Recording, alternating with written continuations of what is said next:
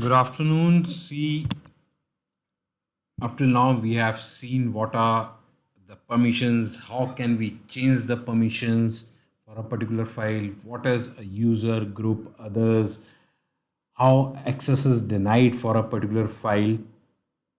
In this session today, we will see that how can we change the permission for a directory and how does the permissions of the directory affects the underlying file, which is very important to understand. So go through this video with very cautiously, and it will tell that how does a file which is having all the permissions still it cannot be accessed because the directory within which it is lying is not allowing others to access it. So let's start with it. First of all, let's see the permissions for different users in the home directory. See, this u1 is a user, it is a directory, this u1. This u1 represents that the u1 directory belongs to user u1, and this u1 says that it belongs to group u1. If we see the permissions, the user has got all read, write, execute permission. Group has got read and execute permission, and others have got read and execute permission. In the lectures before,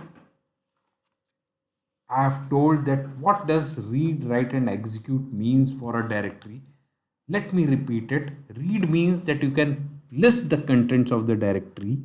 Write means that if you are having a write permission, you can create a subdirectory, you can create a file in it.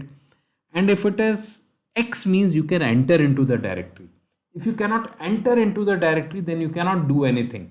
If X permission is not there for a particular directory, for a particular user or for a group or for others, then even if read permission is there, nothing can be done because you cannot enter into the directory.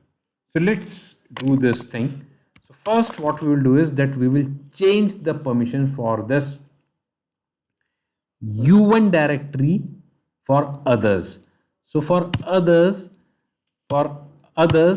we are removing the execute permission for this u1 directory.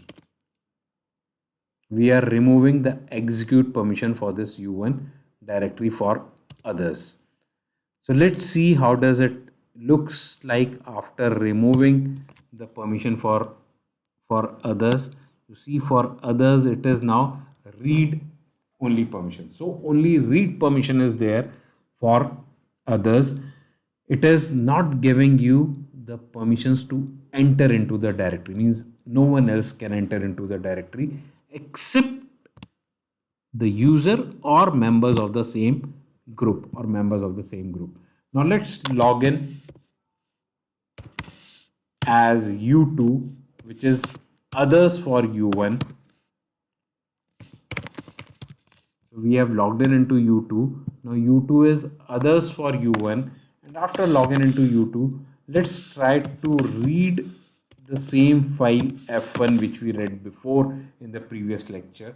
Now f1 is having the permissions for read and write for others, but can we access this file? Let's see this thing, what happens. It gives permission denied. Why this permission denied has come?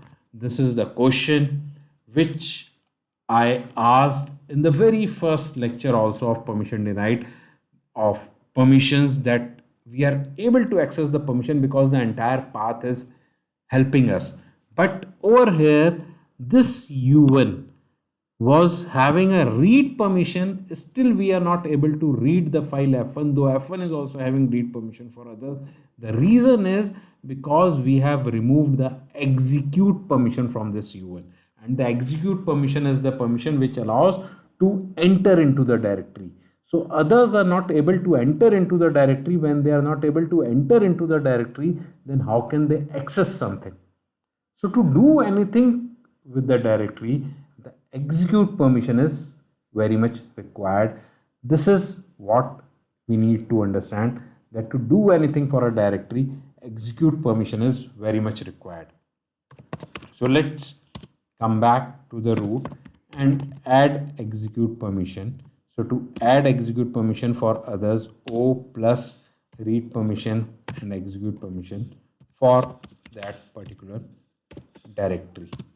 Now let's see the permission also, that whether the command works. Yes, the command works, and now others can read and execute.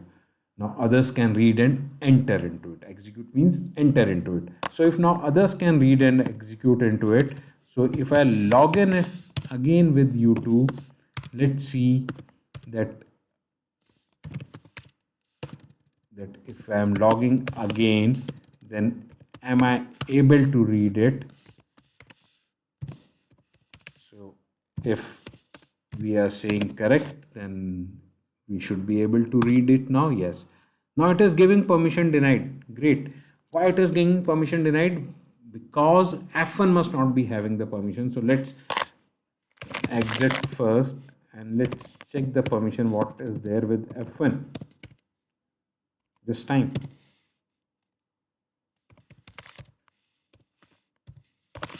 So if this is the case, yes, others are not having any permission for F1 also. So let's, now we will redo the task, because it has arisen a question that when F1 is not having the permission, then was it the case for it? So we have changed the permission for F1 over here. Let's see the permission also. Yes, for others now it is having read write permission. So now what we do is we again change the permission for, we remove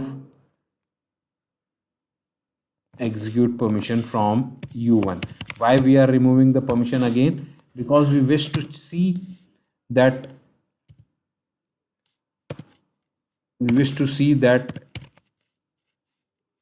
might be we have not made a mistake, that before also it was giving an error, so we have removed it. And let's see the permissions for U1. Yes, others have been removed with the permission. Now others have been removed with the permission. Now again I am logging as U2.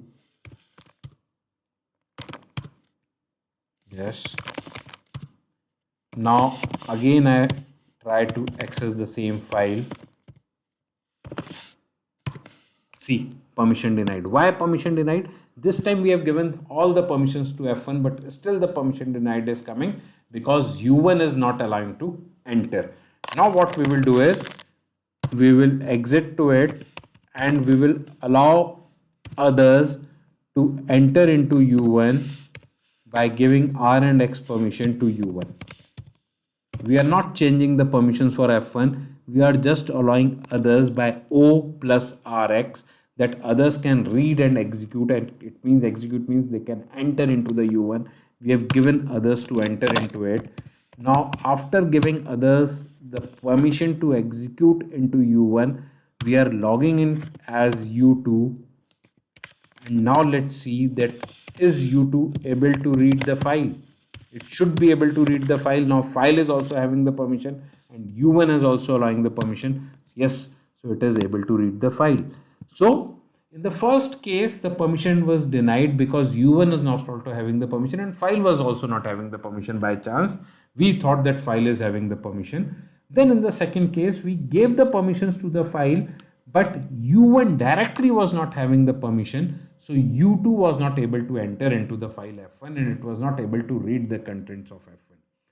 In the third case, we gave the permissions to U1 and we did not change the permission of the file because file was already having the permission, and after giving the permissions to the U1, U2 was able to access the file. So this is what the permissions plays an important role in Linux, and this is how it plays an important role. So keep on watching the videos. In the next video we'll be sharing you that what is a group and how can we add a group, how can we add a user into the group, and how can we play with the permissions with a group.